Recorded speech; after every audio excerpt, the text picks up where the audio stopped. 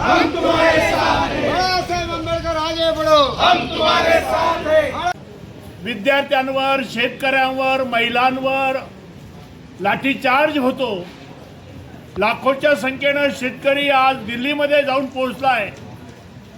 लाखोच्या संख्येनं विद्यार्थी रस्त्यावर उतरलेत आणि त्या विद्यार्थ्यांशी, त्या शेतकऱ्यांशी कुठल्याही प्रकारचा सरकार चर्चेला तयार नाही आहे। 20-22 दिवसापासून जागतिक कीर्तीचे विचारवंत या ठिकाणी उपोषणाला बसलेले आहेत।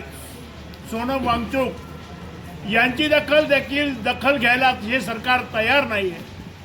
या नेट सेटच्या परीक्षामध्ये 12-12, 14-14 तास, 16-16 तास आमच्या विद्यार्थिनी, मुलं मुली अभ्यास करतात आणि ते मुलं या ठिकाणी पेपर फुटीनंतर निकाल, त्या निकालामध्ये देखील हेरफार, अशा पद्धतीचे उद्योग या सरकारने सुरू केलेले आहे।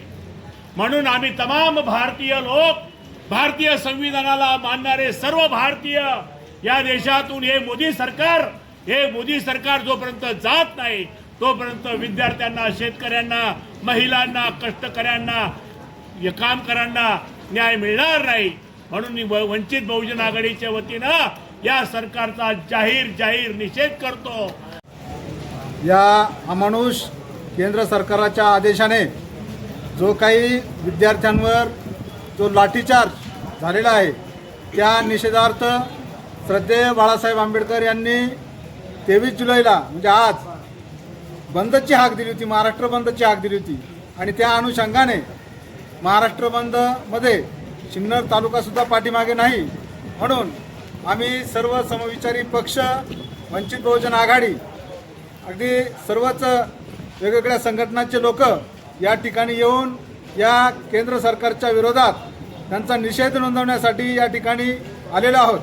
खरं तर अतिशय घृणा आणणारी गोष्ट आहे की ज्या छोट्या म्हणजे 18, 20 वर्षाचे मुलं मुली त्यांच्यावर अतिशय क्रूरपणे हल्ला चढवला आणि जे पोलिसांच्या वेशातले जे काही RSSचे जे गुंड होते त्या लोकांनी त्या महिला बघितल्या नाही, मुली बघितल्या नाही, मुलं बघितले नाही, अशा पद्धतीचा त्यांच्यावर क्रूरपणे हल्ला केला। आणि तो हल्ला कशा संबंधी होता? मुलं काय मागत होते तर मुलं फक्त जे काही TETचे, जे काही नेटचे जे पेपर फुटले होते त्या अनुषंगाने जो काही आपला बेताल जो शिक्षण मंत्री आहे धर्मेंद्र प्रधान त्याचा राजीनामा मागत होते। आपण हा संपूर्ण देशाने प्रकार बघितलेला आहे की विद्यार्थी त्या ठिकाणी आपला न्याय हक्क मागण्यासाठी गेले होते आणि नीटचे पेपर फुटले म्हणून या सरकारचा निषेध करण्यासाठी आणि ज्या शिक्षण खात्याचा मंत्री आहे त्या मंत्र्याचा राजीनामा मागण्यासाठी विद्यार्थी त्या ठिकाणी गेले आणि अत्यंत शांततेच्या मार्गाने त्या ठिकाणी आंदोलन चालू होतं। आणि आमचे मार्गदर्शक सोनम वांगचुक साहेब त्या ठिकाणी उपोषणाला बसलेले होते। अत्यंत निर्दयपणे त्यांना त्या ठिकाणी उचलून नेलं। म्हणजे हे सरकार आहे की कोण आहे हा आमच्यासमोर मोठा प्रश्न आहे। या ठिकाणी हे विद्यार्थी अत्यंत शांततेच्या मार्गाने आंदोलन करत असताना सदाभाऊ खोत सारखा माणूस, अर्थात तो बहुमानाच्या लायकीचा नाही, तो भडकाऊ आहे, परंतु तो जर म्हणतो की आतंकवादी आहे, अरे सध्या तू काही दिवसापूर्वी आंदोलक होता, तू अत्यंत मोठमोठे आंदोलनं केले आहे, मग तू त्या ठिकाणी आतंकवादी आहे का? स्वतःला तपासा आणि मग विद्यार्थ्यांवरती तुम्ही त्या ठिकाणी सोडबुद्धीने तुम्ही आरोप करा।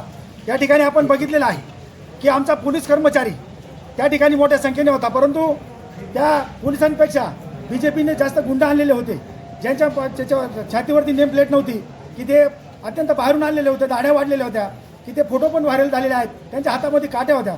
आम्हाला खात्री आमचे पोलीस बांधव एवढ्या अमानुषपणे आमच्या विद्यार्थ्यांना मारहाण करणार नाही, परंतु BJPचे जे गुंड होते, भाडोत्री गुंड होते, त्या RSSचे गुंड होते, त्या RSSच्या गुंडांनी आमच्या विद्यार्थ्यांना अत्यंत निर्दयपणे मारलेलं आहे। हे यांच्यामध्ये काळीजच नव्हतं, यांच्या डोक्यामध्ये मेंदू नसून यांच्या डोक्यामध्ये शेण भरलेलं आहे। हे संपूर्ण गोबर भक्त आहे आणि हे BJP सरकार अत्यंत निर्दयपणे आता देशामध्ये वागत आहे। आपण बघितलेलं आहे 20 तारखेला जो भ्याड हल्ला झाला, मी भ्याड हल्ला म्हणेल, कारण